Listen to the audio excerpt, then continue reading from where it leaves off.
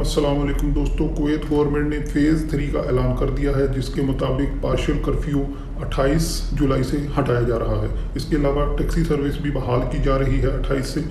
Taxi हज़रात सिर्फ एक मुसाफिर बिठा सकते हैं।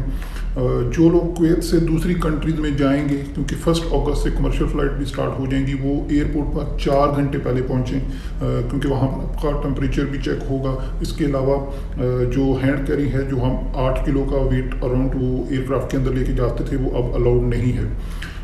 इसी तरह जो दूसरी कंट्री से लोग कुवैत आएंगे, वो भी मेक श्योर करेंगे वो एयरपोर्ट पर 4 घंटे पहले पहुंचें, क्योंकि वहाँ पर आपका टेम्परेचर जो मैक्सिमम 37 होना चाहिए वो चेक किया जाएगा। इसके अलावा PCR सर्टिफिकेट जो है वो मैंडेटरी है, जिसमें ये मेंशन हो कि आप कोविड-19 आपको नहीं है, नेगेटिव है। सोशल डिस्टेंस का ख्याल रखिए, हैंड ग्लव्स, फेस मास्क ज़रूर पहनिए।